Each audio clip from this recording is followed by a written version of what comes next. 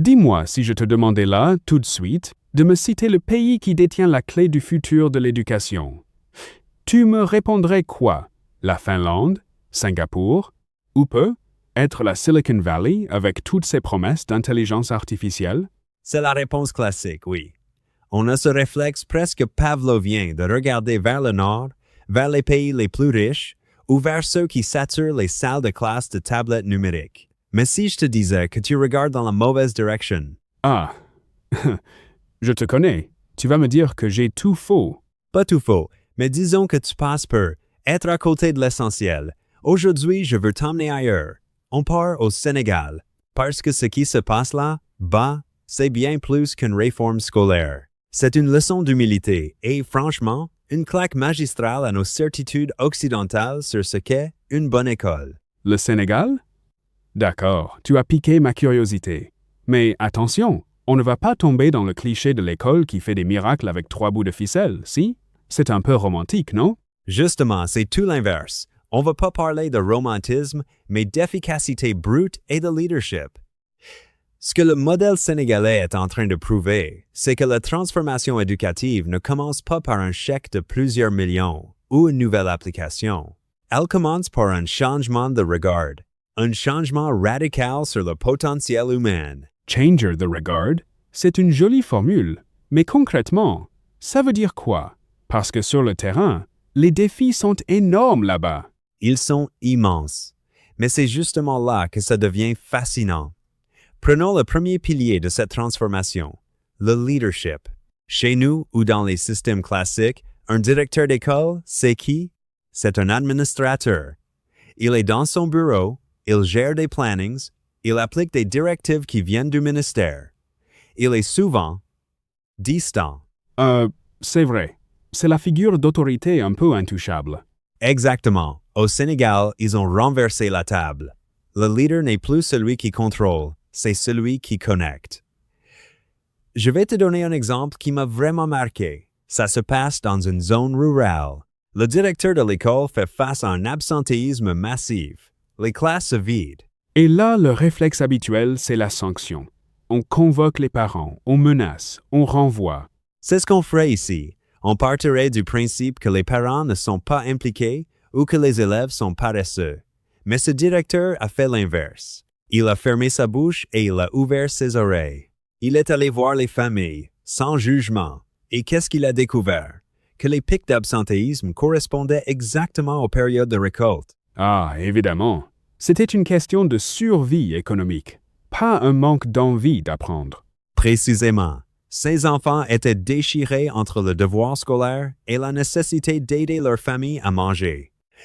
Alors, au lieu de faire la morale, le directeur a négocié avec la communauté. Ils ont ajusté les horaires de l'école pour s'adapter aux récoltes. Résultat, les gamins sont revenus, l'assiduité a grimpé en flèche. C'est incroyable quand on y pense.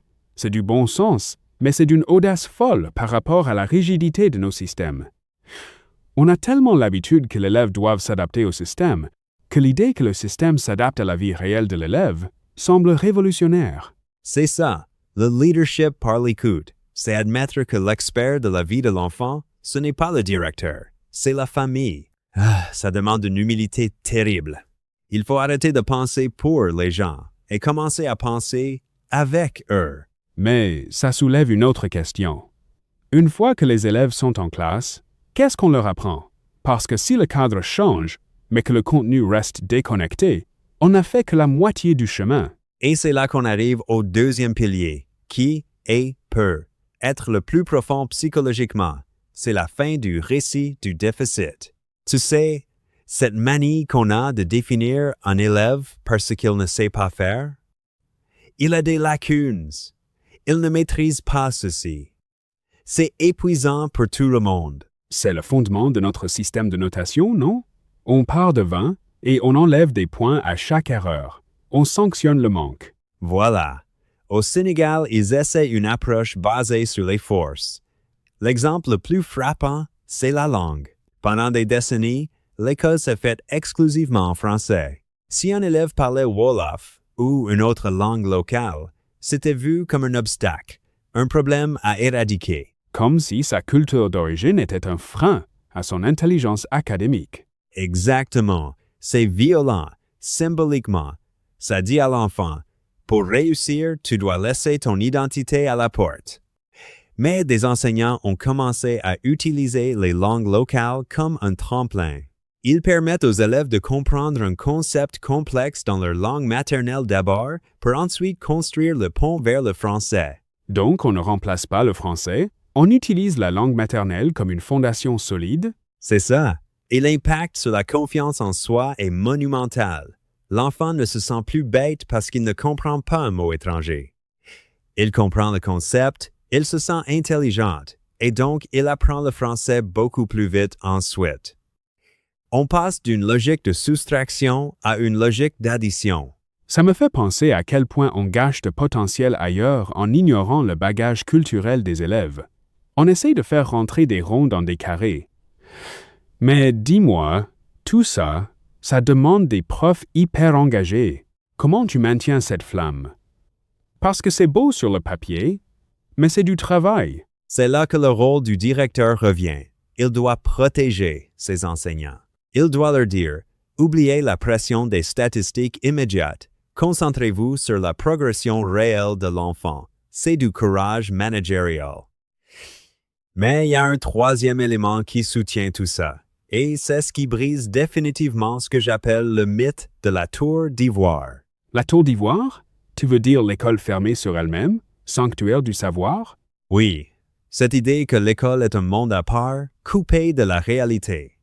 Au Sénégal, la communauté n'est plus juste une audience qu'on invite une fois par an pour la fête de l'école. Elle devient co-constructrice. Co-constructrice? Ça va loin. Tu veux dire que les parents décident des programmes? Pas des programmes nationaux, mais de leur application locale, et ça donne des choses géniales. Imagine un cours de biologie. Au lieu d'étudier des schémas abstraits dans un manuel poussiéreux, les élèves vont analyser la qualité de l'eau du puits du village. Ah oui, là on est dans le concret absolu. Ou un cours d'économie où les élèves planchent sur comment mieux commercialiser les récoltes de leurs parents. Tu vois la différence? L'élève ne se demande plus jamais « Monsieur, à quoi ça sert d'apprendre ça? » La réponse est sous ses yeux.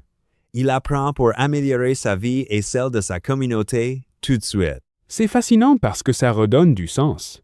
On parle souvent de perte de sens chez nos élèves en Occident, l'ennui scolaire. Là, l'école devient le laboratoire de la vie locale. C'est exactement le terme, un laboratoire vivant. Et ça change aussi le regard des parents. L'école n'est plus ce bâtiment étranger qui leur vole leurs enfants. C'est un bien commun dont ils sont responsables. Ils participent au comité de gestion, pas juste pour lever des fonds, mais pour prendre des décisions stratégiques. Mais soyons réalistes 2 secondes. Ça ne doit pas se faire sans heurts. J'imagine que certains profs doivent se sentir menacés, non? Si les parents s'en mêlent, où est mon autorité? Bien sûr, il y a de la résistance. C'est humain. Certains craignent de perdre leur statut ou d'avoir plus de travail. C'est pour ça que je revenais au leadership au début. Les directeurs qui réussissent sont ceux qui montrent aux enseignants qu'ils ont tout à y gagner. Quand tu as des parents alliés plutôt qu'hostiles, quand tu as des élèves motivés parce qu'ils voient le sens de ton cours, ton métier devient plus facile, pas plus dur. Tu retrouves le plaisir d'enseigner. C'est finalement très philosophique comme approche. On parle d'éducation, mais en fait, on parle de société. On parle de la place de chacun. Tu as tout compris. Le message fondamental que le Sénégal nous envoie, c'est que l'équité, ce n'est pas donner la même chose à tout le monde. C'est reconnaître que l'école n'a pas le monopole de l'intelligence. La sagesse d'un ancien du village, la connaissance technique d'un agriculteur, la langue maternelle d'un enfant, ce sont des ressources pédagogiques. Si on les ignore, on s'appauvrit. Ça me fait réfléchir à nos propres systèmes. On est tellement obsédé par la performance individuelle, la compétition. On a peur. Être oublié que l'éducation, c'est avant tout un projet collectif. C'est pour ça que je disais en intro que c'est le Sénégal qui a les clés. Il nous rappelle que le potentiel est déjà là. Notre boulot d'éducateur ou de leader, ce n'est pas d'injecter du savoir dans des têtes vides. C'est de créer les conditions humaines, relationnelles, pour que le potentiel qui existe déjà puisse exploser. Alors, pour ceux qui nous écoutent et qui ne sont peu, être pas directeur d'école au Sénégal, mais managers, parents ou juste citoyens, qu'est-ce qu'on fait de ça demain matin? C'est simple. Je lance un défi. Regardez autour de vous. Identifiez une personne, un collègue, un enfant, un ami dont vous avez peu. Être sous-estimé une compétence parce qu'elle ne rentrait pas dans vos cases habituels. Chercher la pépite là où on ne l'attendait pas. Voilà. Et demandez-vous quelle petite action je peux faire pour valoriser cette force. Pas pour la corriger, mais pour la nourrir. C'est ça, le vrai leadership. Ça commence par l'écoute. C'est une belle conclusion. Arrêtez de vouloir combler les manques et commencez à miser sur les forces. Merci de nous avoir fait voyager et surtout de nous avoir fait changer de lunettes. Merci à toi. Et n'oubliez pas, les plus grandes innovations ne sont pas toujours technologiques. Elles sont souvent simplement humaines. On se retrouve très vite pour un prochain épisode. D'ici là, ouvrez l'œil et surtout, ouvrez les oreilles. Salut!